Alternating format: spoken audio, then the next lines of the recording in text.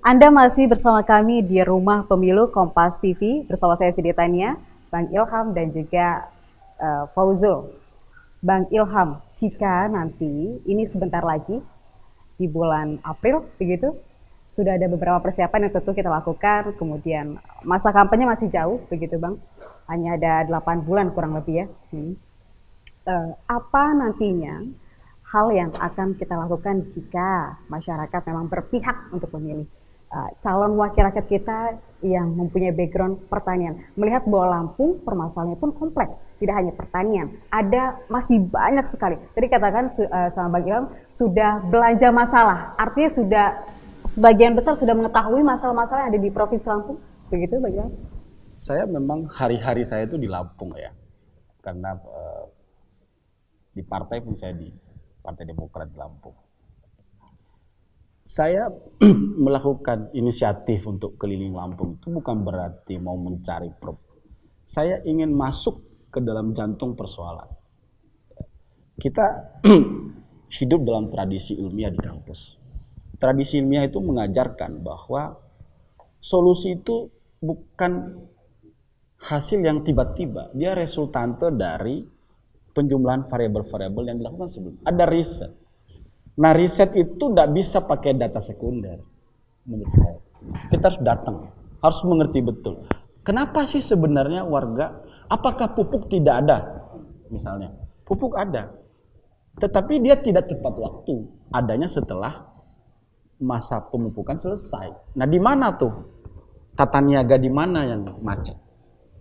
Rumusannya seperti apa? Nah, ini tidak bisa kita lakukan kesimpulan kalau hanya bertemu satu kios, satu komoditi. Tidak bisa. Harus komprehensif. Nah, datang ke beberapa tempat yang punya keluhan yang sama, baru bisa dengan cara pandang helikopter view, kita bisa menemukan, oh, ternyata problemnya di sini. Problem ini, apa betul problem legislatif? No. Ini problem eksekutif. Karena kewenangan kuasa distribusi pupuk ada di eksekutif. Tapi legislatif fungsinya di mana? Fungsinya di sini, di mikrofon. Kalau orang tidak teriak, tidak bersuara, petani yang bersuara. Bagaimana caranya PT PHCI, Pupuk Holding Indonesia mau menangkap itu kalau yang teriak petani Desa Margomulyo? Kita. Tapi bayangkan kalau teriakan itu dimikrofonin oleh seorang senator, seorang nyampe, tiba dia suara itu. Tentu saja kita tidak boleh juga bersuara asal-asalan. Ya kan? Nah, ini yang kita sekarang sedang membangun koneksitas itu, Cindy. Dan kembali ke pertanyaan Cindy, apa yang mau dilakukan setelah itu? Setelah DCT barangkali ya, saya pertegas, kita akan secara partai kita punya kebijakan sendiri untuk melakukan kampanye partai. Tapi karena ini juga menyangkut pemilihan kandidat ya, dalam tradisi demokrasi modern, kampanye kandidat itu mewarnai kampanye partai. Pemilihan terhadap sekarang kan perhitungannya itu kan berdasarkan suara terbanyak. Artinya kandidat harus mampu mempromosikan pikirannya. Ingat ya, bukan mempromosikan wajahnya, tapi gagasannya apa. Kemudian ketika dia mampu mempromosikan gagasan, kita harus masuk kepada metode agar suara warga yang berhimpun memilih kita itu tersambung, tetap tersambung konektivitasnya. Melalui apa? Misalnya contoh, kalau berkenan misalnya, rumah pemilu yang di Kompas ini, pasca Pempesko Pileg, tidak boleh berhenti. Harus terus berjalan. Tapi namanya jangan rumah pemilu terus. Baik. Ada channel lain yang dipakai untuk menyambung suara itu. Ini semua harus bekerja sendiri, tidak bisa dikerjakan oleh satu orang Ilham. Baik. Bang Ilham, kita melihat bahwa apa sih sebenarnya yang kemudian masyarakat harus terpikir bahwa kita punya apa yang akhirnya bahwa Anda pantas untuk dipilih masyarakat untuk memperjuangkan hak-haknya begitu. Selain soal pertanian, kemudian juga kan kita juga banyak permasalahan yang tentunya tidak hanya soal pertanian. Saya sih sampai pada kata integritas itu. Saya mungkin terpengaruh oleh buku-buku besar tentang politik ya. Saya tahu, saya memahami lah bahwa yang hari ini hilang dan sangat mahal harganya soal integritas itu. Yang susah itu, Cindy, apa yang kita omongkan secara lisan ini bisa kita pegang komitmennya ketika kuasa. Dan tentunya akan direalisasikan begitu. Iya, itu yang ngeri-ngeri sedap itu kalau kata almarhum dulu. Oke. Dan kebanyakan juga Fauzul kita melihat setiap wakil rakyat atau salah satu pemimpin daerah setelah berjanji sulit sekali untuk merealisasikan janjinya. Tanggapan Anda? Iya, saya rasa itu sebuah kesalahan yang memang kita nggak bisa menyalahi sistem ya. Karena itu pribadi, karena itu person.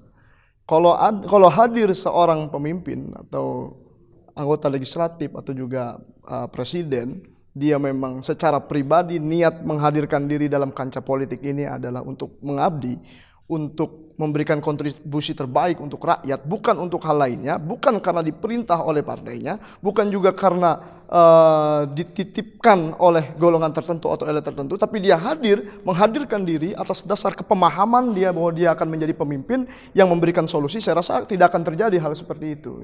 Dan saya punya harapan yang sangat besar di momentum politik pemilu dan pemilu yang 5 tahunan ini bukan hanya sekedar nantinya menghadirkan sosok-sosok yang akan dicitrakan, bukan, tapi hadir memang dari persoalan langsung yang dia temui di desa-desa. Tapi sebenarnya kalau di Lampung sendiri menurut Ilham apa sih permasalahan yang paling krusial yang harus didengar oleh calon wakil rakyat kita? Iya, kalau menurut Fauzul yang harus didengar adalah persoalan kedaulatan pangan yang ada di Lampung. Desa harus menjadi prioritas. Kenapa? Karena di Lampung ini banyak sekali ya desa-desa, masyarakat yang petani ini sangat banyak sekali. Oleh sebab itu ketika kita tidak punya gagasan untuk menjawab dari persoalan mereka, maka sangat disayangkan sekali. Nah, selain itu masalah perekonomian gitu. Nah, sekarang apakah pemerintah sudah mampu mensupport atau membuat program yang mendukung ekonomi kerakyatan, UMKM, ekonomi mikro, bukan hanya sekedar ekonomi makro, tapi ekonomi mikro, apakah sudah berhasil gitu? Padahal ekonomi itulah yang dirasakan di tataran masyarakat bawah, dirasakan oleh masyarakat Lampung, sehingga ketika mereka berjuang persoalan perekonomian, mereka bisa merasakan hadirnya negara gitu. Jadi negara dalam konteks ini bukan hanya eksekutif, semua legislatif. Tadi benar apa yang dikatakan oleh abang saya Bang Ilham bahwa disinilah legislatif bersuara memberikan masukan kepada eksekutif. Disinilah legislatif menjadi menjadi kontrol ya kepada elemen negara lainnya, sehingga check and balance yang memang diharapkan dari setiap komponen negara itu mampu menghasilkan kesejahteraan rakyat gitu. Baik, luar biasa sekali. Bang Ilham, terakhir kita melihat jika nanti ke depannya para calon wakil rakyat yang terpilih nanti akan melakukan merealisasikan janji-janjinya, kemudian melihat masyarakat sebagai kontrol, kita berdua termasuk salah satu rakyat rakyat Lampung nanti akan terus mengontrol para calon wakil rakyat. Artinya nanti pasti ada jeda ketika sudah berjanji, kemudian untuk merealisasikan ada jeda.